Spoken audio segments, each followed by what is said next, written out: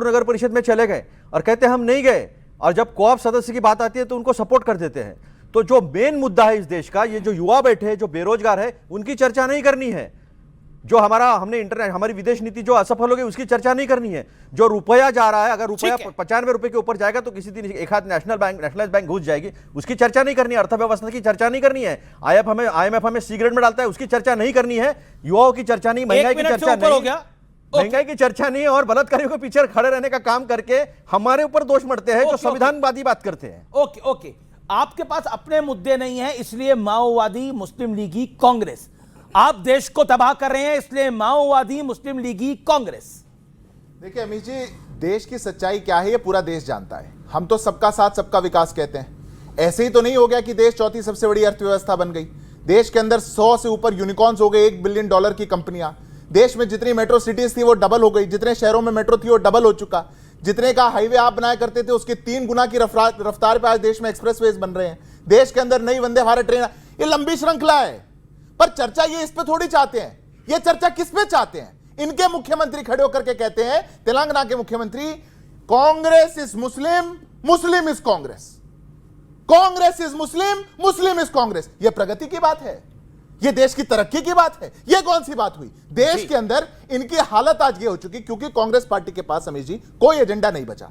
केवल नकारात्मक सोच दिमाग में भर चुकी। कभी वोट चोरी का झूठा प्रोपेगेंडा, कभी जात पात के नाम पे बांट दो, कभी धर्म के नाम पे बांट दो, कभी इलेक्शन कमीशन को कुछ और कह दो, जो आप चुनाव हार जाओ तो जो मर्जी आए वो कह दो, पर केरल में आप कम्युनिस्टों से चुनाव हारो तब कुछ मत कहो। ये आपका एजेंडा बचा है। और हालत ये ऐसी हो चुकी, माओवादी, मुस्लिम लीगी कांग्रेस आज कांग्रेस पार्टी बन चुकी और देश को विभाजन की ओर ले जाने वाली कांग्रेस पार्टी बन चुकी। अब इस पर प्रश्न पूछा जाता है तो रास्ता जो लेकिन एक बात है, एक बात है, जब राहुल गांधी राम और ग्राम की बात कर देते हैं तो विरोध शुरू हो जाता है। अब रेवंत रेड्डी साहब का जिक्र करा, अधीर रंजन चौधरी कहते हैं कि मैं तो सेकुलर था, और मैं तो सेकुलर था लेकिन भाईजान आए यानी यूसुफ पठान आए और मुझको एक मुश्त चुनाव हरवाया गया। तब आपको नहीं लगता कि कहीं ना कहीं विरोधाभास आपकी अपनी पार्टी में भी है? कोई विरोधाभास नहीं, हम संविधान की बात करते हैं, हम लोकतंत्र की बात करते हैं।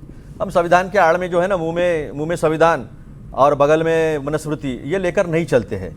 एक एक मुद्दा उठा के ये बात नहीं करेंगे कि तेलंगाना में लाइफ साइंसेस की बात हुई डावोस में जाकर, तेलंगाना में AI हब इनोवेशन की बात हुई, ये बात नहीं करेंगे, तेलंगाना में मैन्युफैक्चरिंग हब की बात हुई, ये बात नहीं करेंगे। पर ये भी बात हुई ना, Congress is equal to Muslim, Muslim is equal to Congress, is equal to democracy and Congress is पर your CM said this sir, Congress is equal to Revanth Reddy is the CM.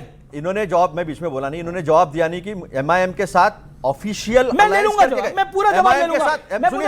सुनिए मणिकर्णी का घाट नहीं, मेरा हुआ नहीं है, वो कह रहे नहीं हुआ, MIM मना कर रही है। ऑन पेपर हुआ है ये कोई झूठ बोले कुछ फर्क नहीं पड़ता। वो तो उल्टा कहते हैं कि वो तो उल्टा कहते हैं जुबली बनाई गई, आपको सपोर्ट करा। एक सुनिए, वहां पे एक नगर परिषद में अघाड़ी बनाई गई थी क्योंकि किसी को नहीं था, तो एक झूठ बोला गया कि एक न्यूट्रल कैंडिडेट को वहां पे मेन जो है अध्यक्ष बनाया जाएगा, जिसमें UBT के लोग भी आए, NCP के लोग भी आए। तो हमारी पार्टी ने भी उनको वहां लोकल लीडर्स ने डार्क में रह करके कह दिया कि हाँ ठीक है हम करेंगे। लेकिन जब मालूम चला कि वहां धोखे से भाजपा को किसी को लाया जा रहा, फौरन विड्रॉ किया गया और वो वहां आप बोलो कि वहां से विड्रॉ किया। जुबली हिल्स में आपने कांग्रेस का साथ दिया था कि नहीं दिया था? अरे भाई कांग्रेस, एक बात बताइए, जुबली नहीं जवाब दीजिए ना। अरे इनसे पूछिए, जुबली हिल्स में कांग्रेस का साथ दिया था कि नहीं दिया था? हमने कांग्रेस का साथ दिया ना। That's the point. तेलंगाना के डेवलपमेंट के लिए साथ दिया। रुकिए तेलंगाना के डेवलपमेंट के लिए साथ दिया। एक सेकंड, अतुल लोंदे पाटिल, इन पे तो आरोप आप लगा रहे थे, लेकिन उनको समर्थन दिया नहीं दिया वो स्पष्ट हो गया। जुबली हिल्स में आपका कैंडिडेट 3 बार से चुनाव हारा था क्योंकि MIM वहां खड़ी होती थी। आपके सीएम ने रिक्वेस्ट करी कि तुम मत खड़े हो, तुम हमारे साथ आ जाओ, और वो साथ आए और आप चुनाव जीत गए जुबली हिल्स के अंदर। जुबली हिल्स में आपका साथ है, सरकार इन्होंने आपकी बचाई पहले, और समर्थन UPA के साथ था। अब आप बताइए, MIM का तो आपके साथ गठबंधन रहा है भाई। कितना खुशी हो जाती है ना, खुशी नहीं, पॉइंट रखा, फैक्ट रखा है। मेरी बात तो सुनिए, आप तो बोल रहे थे, मैं बोला नहीं, एकदम से आप जुबली हिल्स आए उछल पड़े।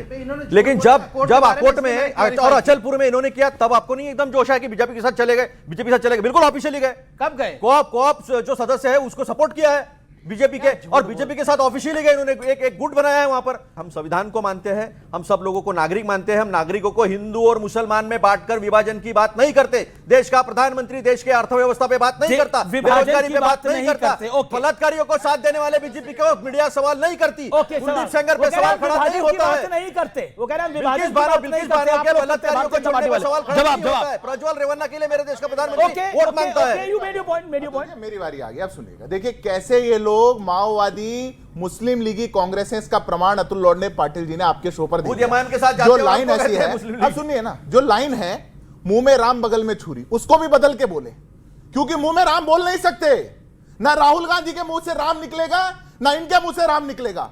आज देश के अंदर यह स्थिति बन चुकी है, विपक्ष का नेता है, डिफेंस की कमेटी का सदस्य है, डिफेंस की कमेटी का टूर अयोध्या के अंदर जा रहा है, स्किप कर देंगे, राम मंदिर में ना जाना पड़ जाए, यह इनकी हालत हो चुकी है। जो हिडमा जिनने इनके नेताओं को छत्तीसगढ़ में मारा, जिस हिडमा ने पूरी कांग्रेस पार्टी के छत्तीसगढ़ की लीडरशिप को खत्म कर दिया, उसके समर्थन में जब लोग उतर करके इंडिया गेट में गए तो कांग्रेस पार्टी वाले ताली बजाने लग गए, माओवादियों के लिए ताली बजाने लग गए।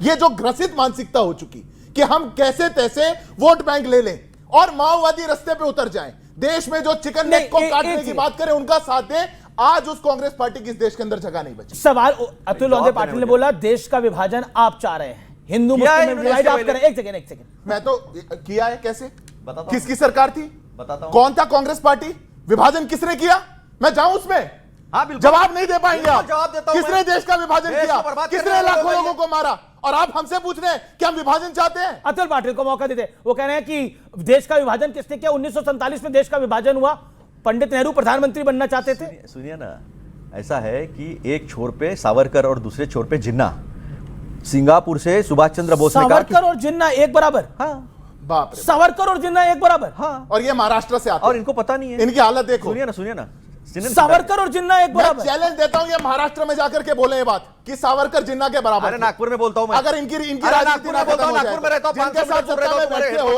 हेडक्वार्टर से। ये जाकर के इंदिरा जी को बताना था। अभी पोल खुली है ना। ओके बोलो, आप ही बोलो, आपकी खुल रही है, बोलो। 1937 के चुनाव के बाद मुस्लिम लीग और हिंदू महासभा इकट्ठे आए, तीन झूठ। प्रांतों में आए, तीन प्रांतों में आए, झूठ। सरकार बनाई इन्होंने, वेस्ट बंगाल में सरकार बनाई, सिंध में, पंजाब में सरकार बनाई इन्होंने, और 1942 में जब कांग्रेस के साथ पूरा देश क्विट इंडिया मूवमेंट लड़ रहा था, तब जो है श्यामा प्रसाद मुखर्जी वहां के मंत्री थे बंगाल के, वो लेटर लिखते कहते कि इनको सीधा करने के लिए हमको जवाब दो। गोलवलकर जी कहते हैं कि जो आजाद हिंद सेना लड़ रही थी उनके खिलाफ हिंदुस्तानियों ने बरतानी मिलिट्री में शामिल होना चाहिए, और उनके साथ बैठकर डायरेक्ट एक्शन डे जिन्ना डिक्लेयर करता है, लेकिन ये खड़े नहीं होते हैं। अतुल जी, देश को दो पॉइंट मैं बताना चाहता हूं, इन्होंने किया। मैं बताना चाहता हूं, वंदे मातरम को आधा कब छोड़ा गया और आधा कब पकड़ा गया, वो मुझे जरूर बताइएगा। दूसरा, जिन्ना की 2 नेशन थ्योरी को किसने एक्सेप्ट किया? तब तो आरएसएस की कोई हैसियत ही नहीं थी जब जिन्ना की 2 नेशन थ्योरी को एक्सेप्ट किया गया। 1925 में संघ बना है, संघ का 2 नेशन थ्योरी के साथ दूर दूर तक कोई लेना देना नहीं था। पॉइंट नंबर 1 जो फैक्चुअल बात है, लेकिन अब इसका आप रिवर्ट करिए अपनी बात पे 30 सेकंड के अंदर। मैं पहले फैक्ट चेक कर दूं। पहली बात तो किसी भी नेशनल टेलीविजन पर झूठ नहीं बोलना चाहिए। हिंदू महासभा और मुस्लिम लीग का कभी कोई गठबंधन नहीं है, कभी नहीं रहा। वेस्ट बंगाल के अंदर हमारा गठबंधन कृषक पार्टी से था, उनके एजमुल हक से, वो मुस्लिम लीग छोड़ चुके थे। हम जो गठबंधन में चुनाव जीते उसमें मुस्लिम लीग हारी, मुस्लिम लीग को हराने के लिए वो गठबंधन किया गया। पर जो मुस्लिम लीग के साथ बैठ करके गलबैया कहा करते थे और जो जाकर के लियाकत नेहरू पैक्ट भी क्या करते थे, जो जाकर के जिन्ना से हाथ मिलाया करते थे, जो जाकर के 2 नेशन थ्योरी का प्रस्ताव पढ़ा करते थे, जिनने देश को बंटवारा करके प्रधानमंत्री की लालसा में लाखों लोगों को मार दिया, वो बंटवारे का किसी और को कहेंगे?